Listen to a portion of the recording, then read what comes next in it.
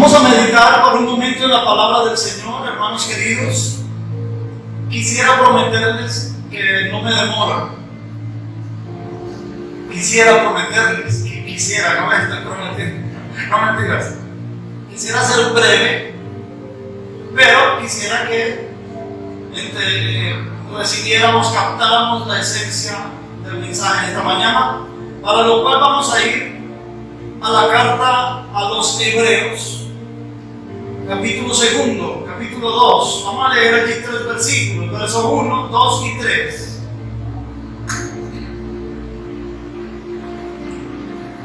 Dice la palabra bendita del Señor.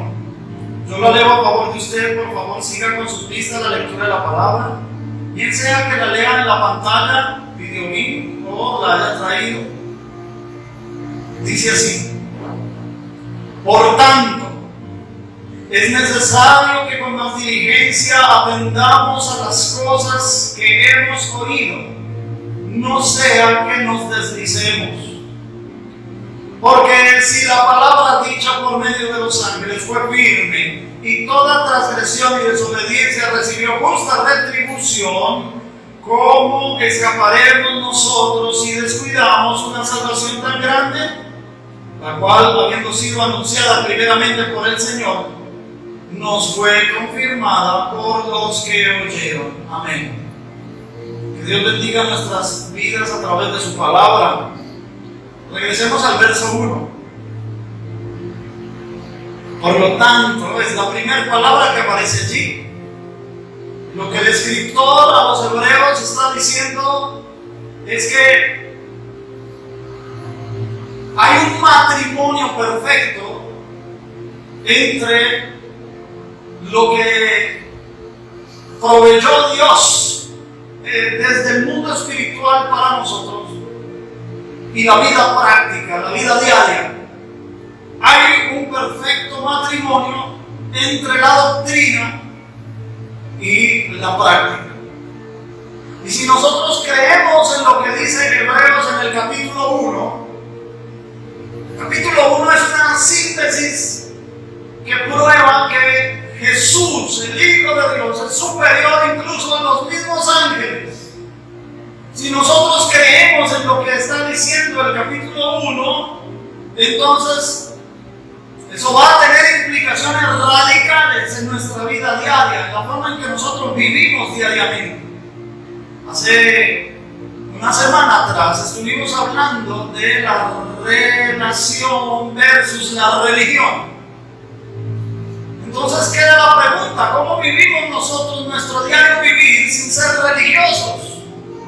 Bueno, aquí se nos presenta ese matrimonio y empieza a mostrar que todo lo que ya dijo en el capítulo 1 lo va a afianzar, a recalcar, a señalar el apóstol que escribe la carta a los hebreos diciendo: por tanto, como consecuencia de lo que ya se ha dicho, por tanto es necesario que con más diligencia atendamos. De aquí, los estudiosos de la Biblia no han podido resolver si estas palabras hacen parte de una comparación o si hacen parte de un superlativo. ¿Qué es un superlativo? Una característica al grado máximo. Pero no han podido saberlo debido a la gramática que existe aquí.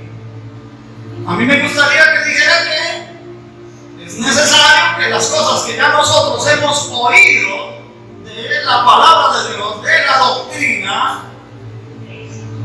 que nos mantengamos firmes en eso, para que no nos deslicemos. Ahora, la palabra deslizarnos puede llegar a traer connotaciones para nosotros que si estuviésemos parados sobre un terreno con lodo y estás en una cuesta, entonces bien sea que vayas a subir la cuesta o bien sea que la quieras bajar, puesto que el terreno está mojado, hay barro, hay lodo, te puedes deslizar. Esa es la idea que nosotros podríamos tener. Pero en el griego, la idea que tiene, en el idioma griego, la idea que tiene es personas que van de pesca en una barca y no echan el ancla, no anclan la barca, sino que se dejan llevar por la corriente. Y cuando menos piensan, están demasiado lejos de la orilla. Entonces, en ese sentido es que se habla aquí desde el griego que no sea que nos deslicemos, que seamos llevados, que seamos alejados de aquello que ya hemos oído y que hemos creído en nuestros corazones por la fe. En el verso 2 dice: porque si la palabra dicha por medio de los ángeles fue firme. Ahora tenemos que explicar a qué se refiere el apóstol aquí con la palabra dicha por los ángeles. Es una alusión, o más bien una cita de Deuteronomios en el capítulo 33. En Deuteronomio capítulo 33, ese capítulo comienza diciendo que cuando Dios vino al Sinaí con la ley del fuego bajo su diestra para pronunciarla a los hijos de Israel. Cuando vino con la ley, dice que vino con o entre millares y millares de ángeles. Parece ser también que la palabra de Dios, los 10 mandamientos, fueron pronunciados por Dios antes de Dios dárselas a Moisés en unas tablas de piedra. Y parece ser que los ángeles coreaban esos 10 mandamientos. Lo sabemos por Gálatas capítulo 3, versículo 19, que dice que la ley fue entregada por medio de ángeles. Sabemos que los ángeles no le entregaron las tablas de la ley a Moisés, pero sí sabemos que los ángeles corearon los 10 mandamientos cuando Éxodo capítulo 20 nos dice. Entonces aquí esto es una alusión de que si la palabra, es decir, los 10 mandamientos que fueron dados por medio de ángeles, dice, fue firme. Si la palabra dicha por los ángeles fue firme, toda transgresión y desobediencia recibió justa retribución. ¿A qué desobediencia se refiere? A la desobediencia de los mandamientos de Dios, no de los mandamientos de los ángeles. Eso toca aclararlo, para que de pronto no se pueda o llegue a pensar que es la palabra dicha por los ángeles. ¿Será que los ángeles estaban dando mandamientos? No. Los mismos mandamientos de Dios estaban siendo dichos por los ángeles, y ahora toda desobediencia a esos mandamientos de Dios, dice ahí, recibió justa retribución. Ahora, cuando la palabra de Dios es ignorada, cuando la palabra de Dios es rechazada por el mismo pueblo de Dios, ¿esto qué trae? Justa retribución, no injusta. Dios no va a dar un pago injusto a nosotros. Dios nos paga con justicia. Si hemos hecho cosas buenas, el Señor va a retribuir con justicia. Si hemos hecho cosas malas y no nos hemos arrepentido, el Señor va a traer una retribución justa, no injusta. Si alguno de nosotros es castigado debido a nuestra desobediencia, Dios no está siendo injusto. Todo lo contrario, está aplicando su justicia. Y su justicia es para corrección. Es para que nosotros nos corrijamos en nuestro mal proceder, la forma en que caminamos en esta vida mal, sin Dios, como si Él no existiera. Cuando no lo tomamos en cuenta, cuando tomamos nuestras propias decisiones sin consultar al menos con Él. Eso, hermano querido, es vivir una vida en la justicia propia. Y como decíamos hace 8 días, la justicia propia es la base de las religiones. Y las religiones son usadas, como dijimos hace 8 días, por los demonios para enseñar doctrinas. Hay que tener cuidado con eso. Una persona que por voluntad propia y con conciencia quiera obedecer a Dios, lo hace no porque un líder eclesiástico lo está diciendo, sino porque la persona tiene conciencia y quiere agradar a Dios. Por lo tanto, su diario vivir va a ser en consonancia con el deseo que hay de agradar al Señor. Pero cuando las personas dicen, no, yo no puedo hacer esto, yo no puedo hacer aquello, no puedo ir a tal parte, no puedo comer esto, no puedo vestirme así, porque allá el pastor lo dice. Eso no es otra cosa, sino la manifestación de las doctrinas de demonios, religión, imposición, restricción. La verdadera libertad es conocer a Dios y vivir mi vida en consonancia con Dios, libre,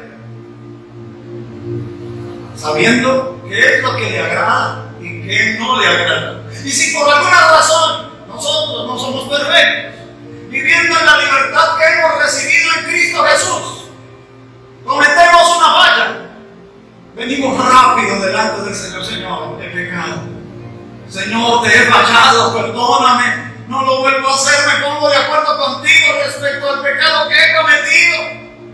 Así como tú lo aborreces, yo lo aborrezco. Cuando una persona se enseña a vivir su vida así, que si falla, porque fallamos, que si falla, que si metió la pata, rápido va a la presencia de Dios, esa persona se vuelve irreprensible. Una persona irreprensible es que él mismo se reprende y que no espera que otro lo reprenda. Cuando nos congregamos como iglesia, venimos personas libres y que todos juntos queremos buscar a Dios y avanzar y crecer en el conocimiento que es en Cristo Jesús. Nosotros no venimos a reunirnos para que una persona que sea el que dirija un lugar nos diga lo que tenemos que hacer. Dios pone un líder para que enseñe lo que Dios enseña. No estamos autorizados a imponer cosas.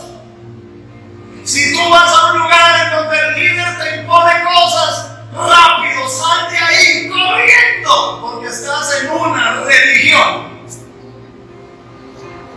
Aquí nosotros estamos juntos porque hemos pasado por la misma experiencia del perdón de Dios, de la redención de Dios, la salvación.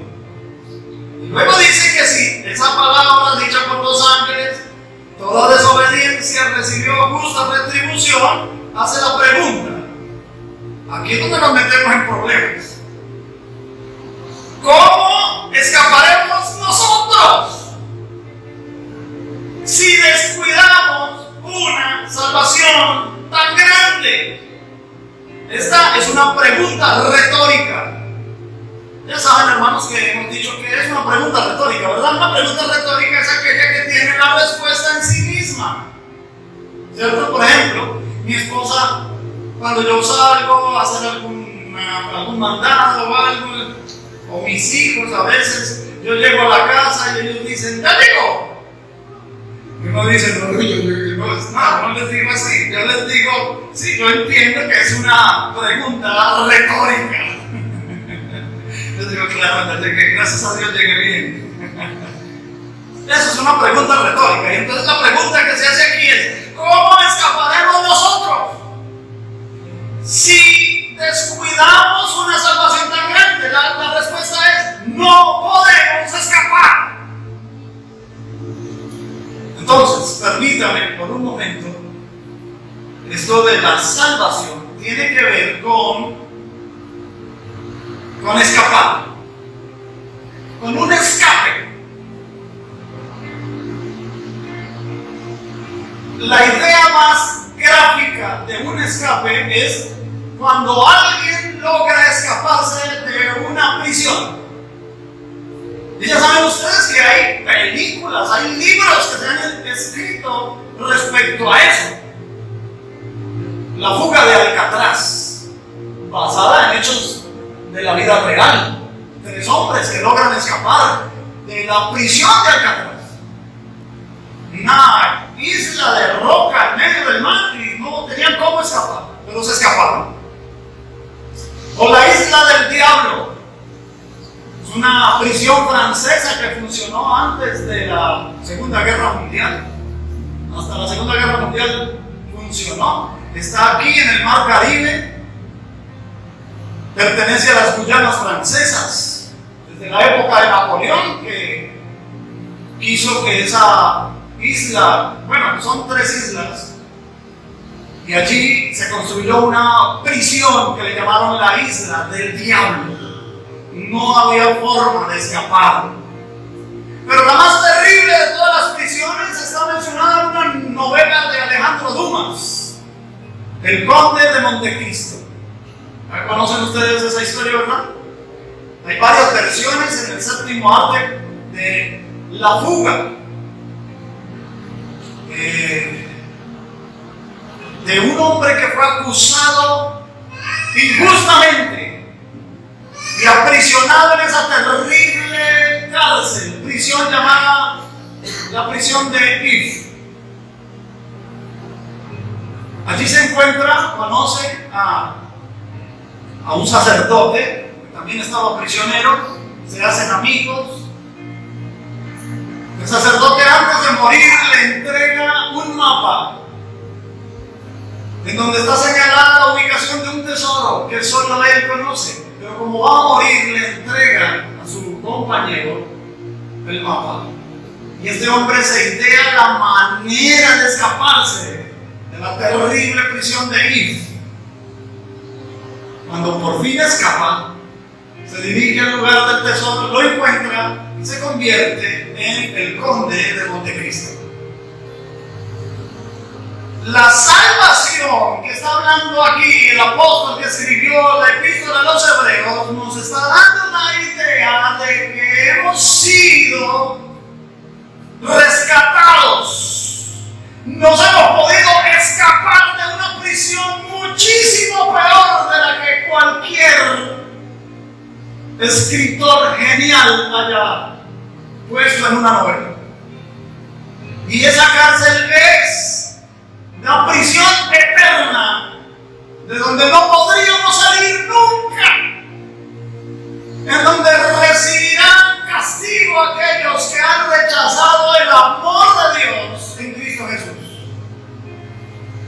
La palabra salvación en la Biblia tiene varias connotaciones, no solamente es la vida eterna, sino que la palabra salvación a veces se refiere a la sanidad física, como la mujer que estaba enferma con flujo de sangre, llevaba 12 años enferma de esta manera, había gastado toda su economía en los médicos, no le había funcionado, le iba antes peor, pero había oído de Jesús y ella dijo: si tan solo tocar el borde de su manto, y en medio de la multitud se abre paso, logra llegar por detrás del maestro, toca su manto y recibe la sanidad. Y el Señor dice en la Biblia que sintió que poder había salido de él, así que él se vuelve y pregunta, debido a que hay muchísima gente apretujándolo, y dice: ¿quién me ha tocado? Los mismos discípulos le dicen: pero Señor, te están apretujando, y tú pregúntate quién te ha tocado, si todos te están tocando, Señor. Él dice: no, alguien me tocó de una forma especial, porque sentí que poder salió de mí. Esta mujer no tuvo más remedio sino postrarse delante del Señor y confesar que ella era la que había tocado con fe su manto. Y las palabras del Señor Jesús a ella fue: hija, tu fe te ha salvado. Pero no está hablando de que estaba recibiendo la vida eterna, sino que había sido sacada de su mala condición. Fue salva de su mala condición. Fue sana, recibió una sanidad física. Lo mismo dice Santiago, que si alguno entre nosotros está enfermo, llame a los ancianos de la iglesia, los cuales unirán y orarán, y que la oración de fe salvará al enfermo. Pero ahí está hablando de una sanidad física. En el Antiguo Testamento la palabra salvación se usa para cuando el ejército de Israel tenía que ir a la batalla y Dios intervenía en la batalla y les daba la victoria, y ellos decían: hemos sido salvados de nuestros enemigos. Pero la salvación en el sentido eterno es un regalo. Y ese regalo incluye el rescatarnos, el sacarnos de la prisión. Como el pueblo de Israel cuando iba para Egipto, y yo pienso que esta es la idea del escritor a los hebreos. Cuando él piensa en los que salieron de Israel, de Egipto, Israel saliendo de Egipto, 400 años, esclavos allí. Y por fin vino la liberación. Y cuando ellos ya habían sido libres y estaban en el desierto, anhelaban regresarse para Egipto. Pensaban en los manjares que comían allí. Y entonces aquí hace la pregunta: ¿cómo puede ser esto? ¿Cómo es posible que una vez después de nosotros haber sido rescatados, después de haber sido liberados, anhelemos otra vez ser prisioneros? Las palabras de este apóstol dicen: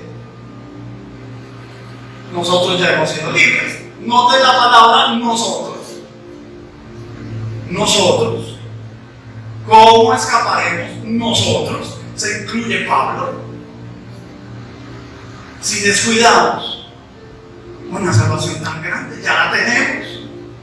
Hemos sido rescatados, hemos sido liberados. ¿De qué hemos sido liberados? De la condenación eterna.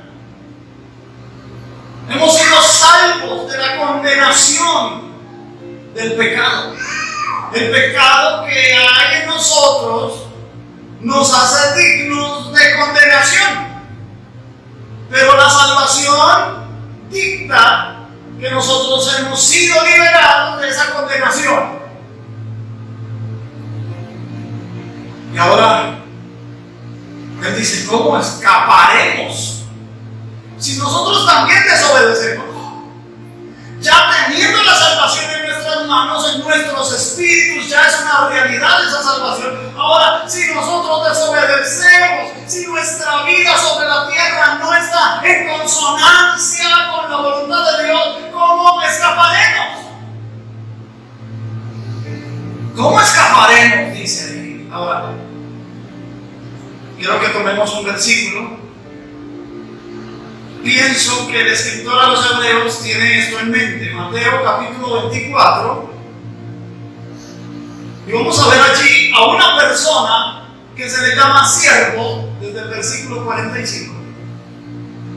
Se le llama siervo. Es una persona salva. Es una persona perdonada y le está sirviendo a Dios. Dice: ¿quién es pues el siervo fiel y prudente, al cual puso su Señor sobre su casa para que les dé el alimento a tiempo? Es una pregunta. Luego el otro verso: bienaventurado aquel siervo. Ojo con esa expresión, aquel siervo. ¿A quién se refiere con aquel siervo? ¿Qué me dicen ustedes? ¿A quién se refiere con bienaventurado aquel siervo? ¿A quién se refiere? Bien, al siervo fiel y prudente. Amén. Del verso 1, del verso 45, perdón, del primer versículo que leímos. Entonces, bienaventurado aquel siervo, el cual cuando su Señor venga le haya haciendo así. Siguiente versículo: de cierto digo que sobre todo su bien le pondrá. Otro versículo: pero si aquel siervo malo, presten atención, la frase aquel siervo se refiere al siervo fiel y prudente. Pero ese mismo siervo se puede volver ¿qué? Malo.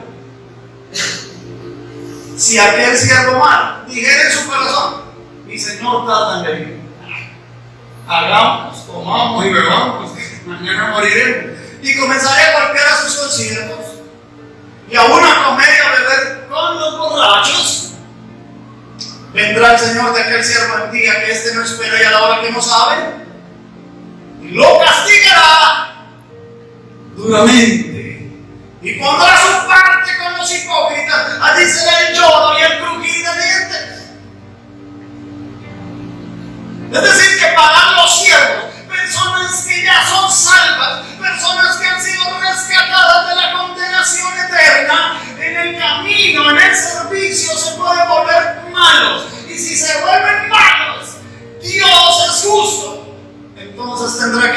Señor qué? Castigo.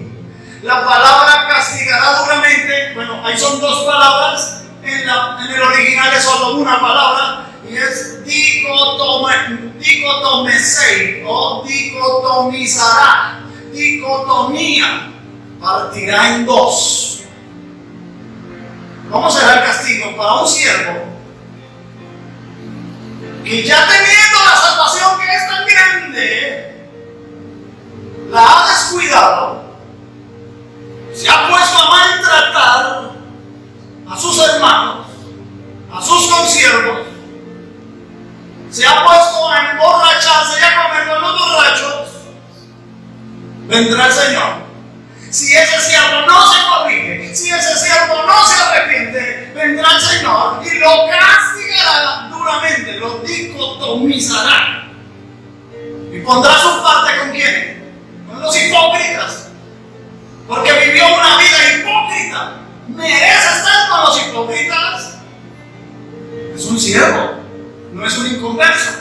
Una persona que ya tiene vida eterna, pero va a recibir castigo. Pondrá su parte con los hipócritas y allá, ese lugar, ¿qué hay en ese lugar? Donde será el lloro y el crujir de dientes. Otro pasaje en donde nos habla de el lloro y el crujir de dientes está en Mateo capítulo 22, en el versículo 13. También es un hombre que entra a las bodas sin estar vestido de bodas.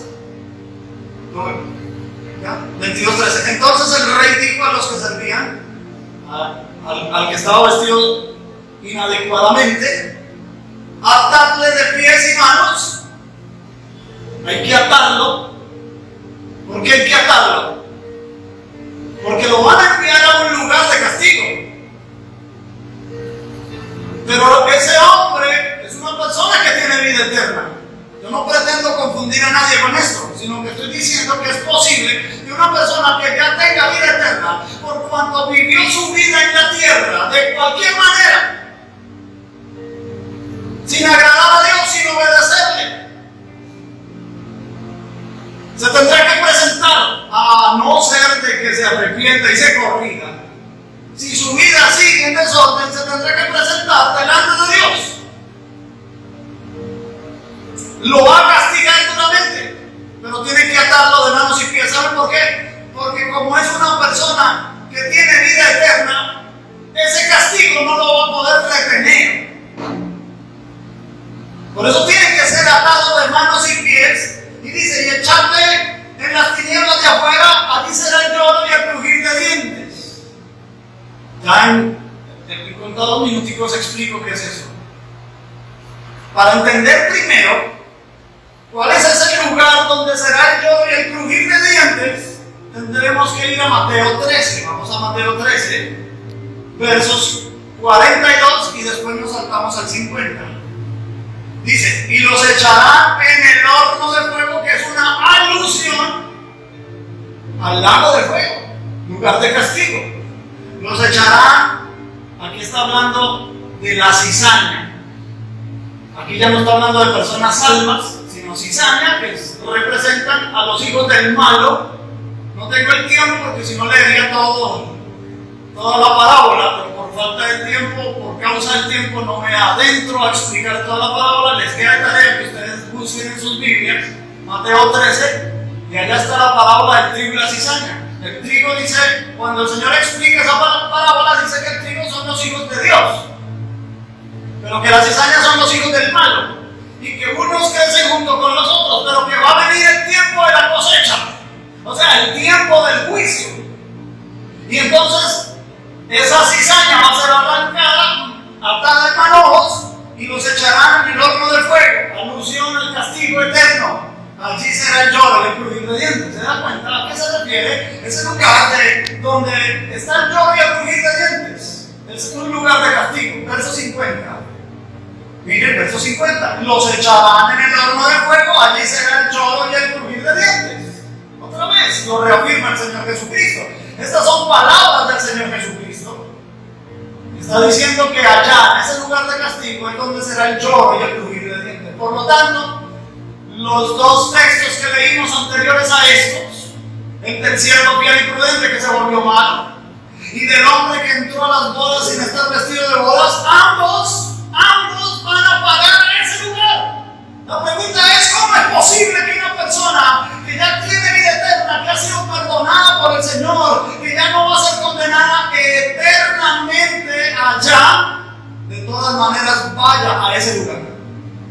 No por siempre, hasta que pague el último cuadrante, como dice Mateo capítulo 5. Porque el Señor, cuando el Señor venga, va a establecer su reino y va a reinar con los suyos. Pero para reinar con los suyos tiene que instalar lo que la Biblia llama el tribunal de Cristo. El tribunal de Cristo no es para juzgar a los incrédulos. Los incrédulos van a ser juzgados ante el trono blanco. Apocalipsis 20, verso 11 en adelante. Pero nosotros los creyentes, los que ya hemos aceptado a Cristo como Salvador, a los que se nos ha dado vida eterna, y como es vida eterna, no nos van a quitar la vida eterna. Es un regalo y es eterno. Y es algo que Dios nos quiere dar, no por obras para que nadie se gloríe. Es por la gracia de Dios. Dios es fiel, nosotros no. Nosotros, por causa de nuestra infidelidad, a veces regalamos algo y después lo pedimos.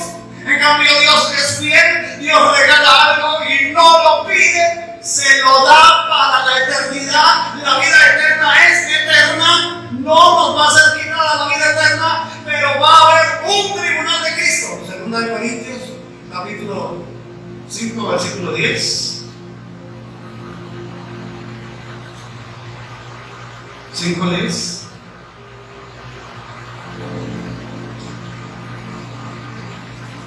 Porque es necesario que todos nosotros comparezcamos ante el tribunal de Cristo. Nótese que es el apóstol Pablo escribiéndole a los corintios y él dice: nosotros, igual que los hebreos. ¿Cómo escaparemos nosotros? Si vamos a vivir una vida sin el Señor, no podremos escapar del castigo. Hay un tribunal para nosotros.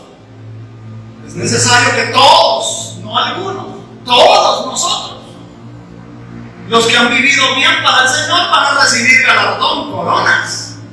Los que han vivido mal para el Señor van a recibir otra cosa. Dice: comparezcamos ante el tribunal de Cristo para que cada uno reciba según lo que haya hecho. Mientras que ¿estaba en dónde? Estamos leyendo, ¿verdad? O sea que mientras hemos vivido esta vida en este cuerpo, ¿qué hemos hecho? ¿Hemos agradado al Señor? ¿Hemos vivido una vida religiosa? ¿O estamos viviendo como se nos viene en gana? Vamos a ser juzgados, cada uno reciba según lo que haya hecho mientras estaba en el cuerpo, sea bueno. O sea que, entonces los cristianos hacen cosas malas también, ¿o no? Y allá se va a juzgar. Se va a juzgar. ¿Qué hiciste con tu vida? Va a preguntar el Señor. ¿Qué hiciste con lo que yo te di? ¿Qué fue lo que Dios te dio? Te dio vida, te dio tiempo de vida, te dio salud. ¿No te has puesto a pensar que tú en este momento no estás allá en una de esas clínicas sin poderte mover, tal vez? Allá, en este momento, allí, en esas clínicas, en esos hospitales que circundan esta zona de la ciudad, en este momento hay gente que no puede respirar por su propia cuenta. Tienen que estar conectados a un aparato para poder respirar. ¿Sabes que hay personas ahí en este mismo momento que tienen que hacer sus necesidades a través de sondas, que defecan a través de una bolsa, en una bolsa? Su intestino está abierto. ¿Sabías eso? Hay personas que no se pueden mover, que si quieren un vaso con agua o cualquier cosa, alguien más les tiene que hacer el favor de administrarle el alimento o la bebida. Tú y yo esta mañana nos levantamos y nos pudimos mover por nuestra propia cuenta. Son cosas que Dios nos ha dado. ¿Has notado que las uñas te han crecido? Que tienes que ir al manicure. El cabello también. Estás funcionando bien, eso te lo ha dado el Señor. Tienes un trabajo, eso te lo ha dado el Señor. Tienes el vigor y la salud para desempeñarte en ese trabajo, eso te lo ha dado el Señor. Tienes hijos, te los ha dado el Señor. Todo lo que hemos recibido en esta vida y lo que vamos a recibir realmente proviene de Dios. ¿Qué hacemos con eso? Con los dones, con los talentos. ¿Qué hacemos con eso? Vamos a ser juzgados. No me quiero ganar tu enemistad por decir estas cosas. No te quiero caer mal, te quiero caer bien. Pero quiero caerle bien al Señor primero. Tengo que librar mi responsabilidad con Él y decir la verdad. Porque antes de decirte esto a ti, Él me lo ha dicho a mí. Yo he sido confrontado con esta palabra antes de que tú fueras confrontado por esta palabra esta mañana.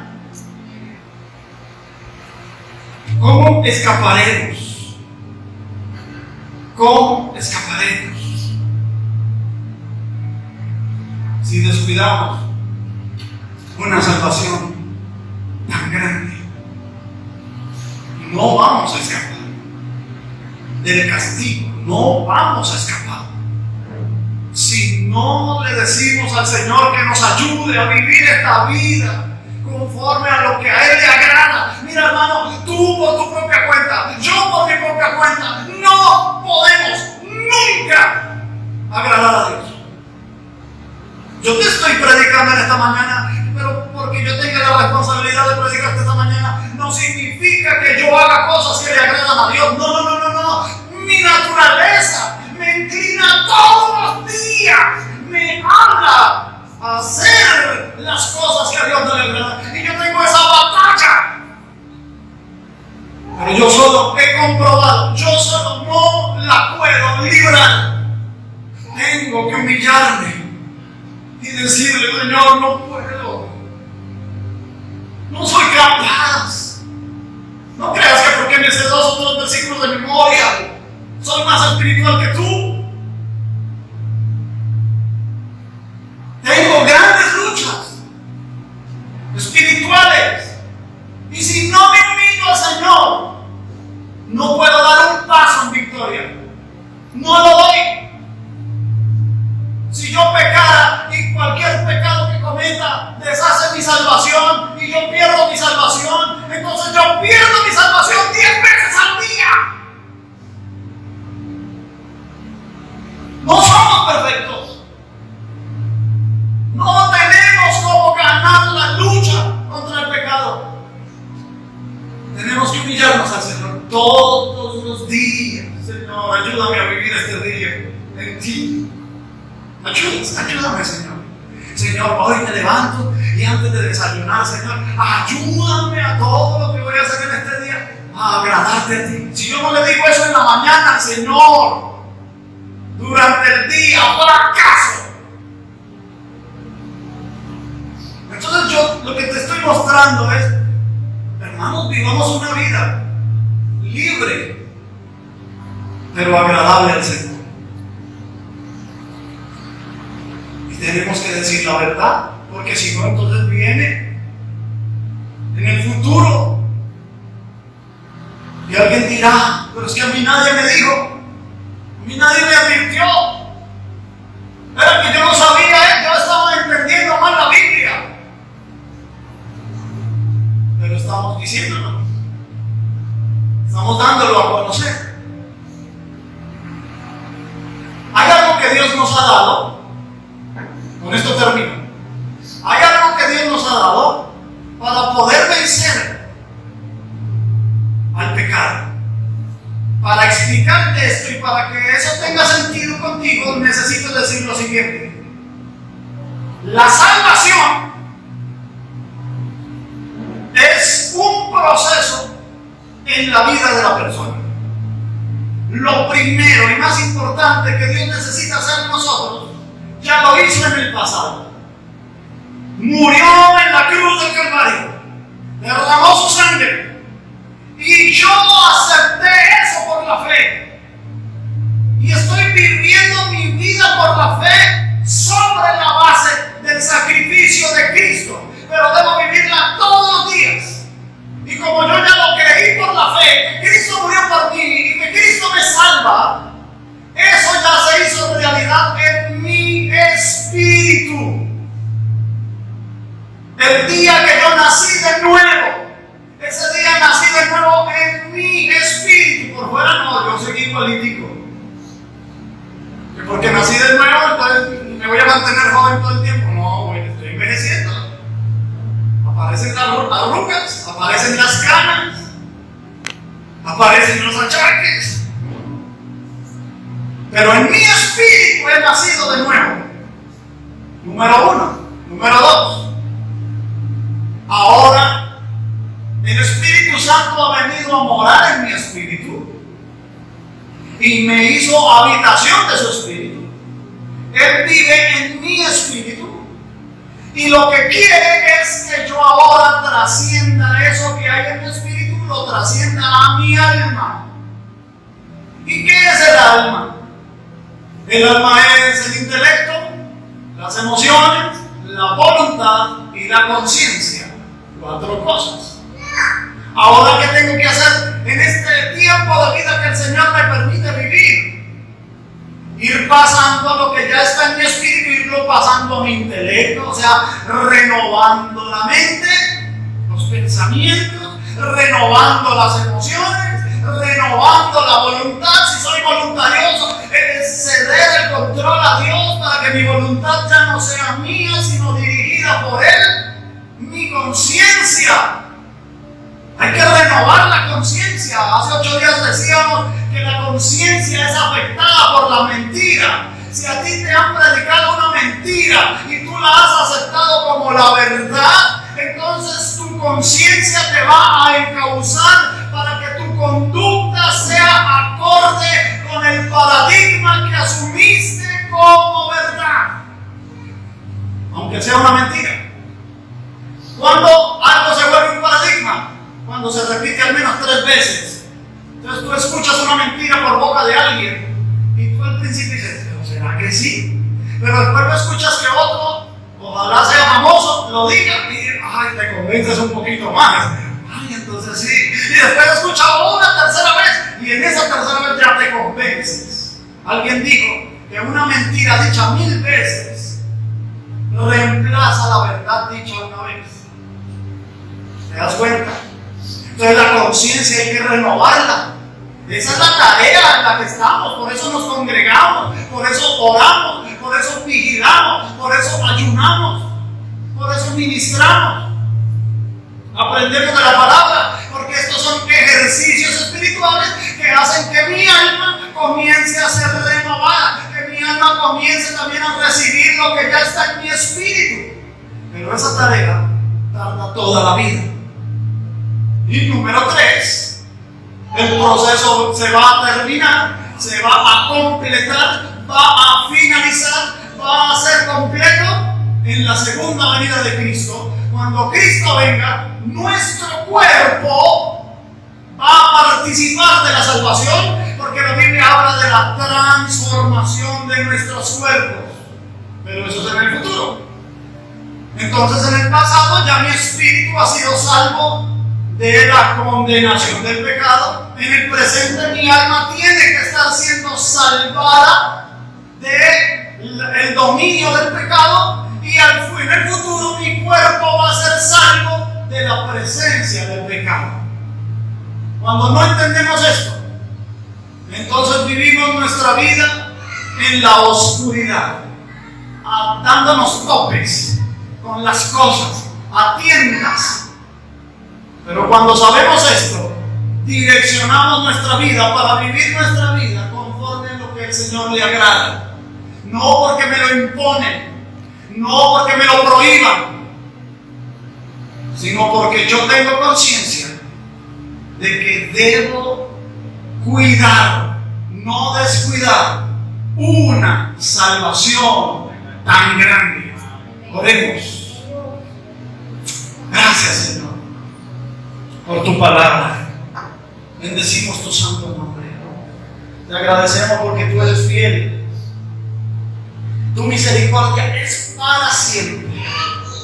Yo sé que tu palabra ha alcanzado el corazón de mis hermanos y hermanas que vinieron en esta mañana, y aún aquellos que por Facebook, Señor, a través de los medios de comunicación, incluso a través de YouTube también, Padre, este mensaje llega al corazón, a la conciencia de cada uno, y tu palabra, que es verdad, triunfa en nuestra vida. Te permitimos que tú triunfes en nuestra vida, que tú seas el vencedor en nuestra vida, que nosotros podamos experimentar el paso a paso en esta vida, pero contigo, no sin ti, Señor, porque cuando estamos sin ti, estamos descuidando lo que tú nos has regalado, la salvación, pero cuando estamos contigo, no la descuidamos. Gracias por la provisión que has hecho.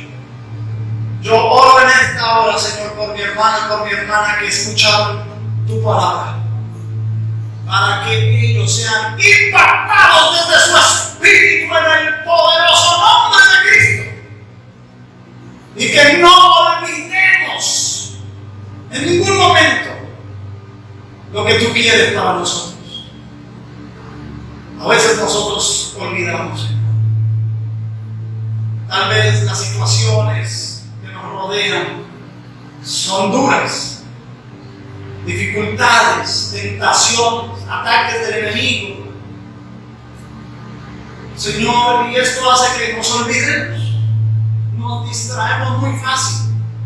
Pero te pedimos, Señor, que la obra que tú iniciaste, así como tú lo dices en tu palabra, no lo dejarás inconcluso, sino que perfeccionarás tu trabajo, tu obra en nosotros. Perfecciona la obra tuya en cada uno de los que están aquí presentes, en cada uno de los que escuchan tu palabra, por la virtud del Espíritu Santo, y en el nombre que es sobre todo nombre, en el nombre de Jesús. Amén y amén.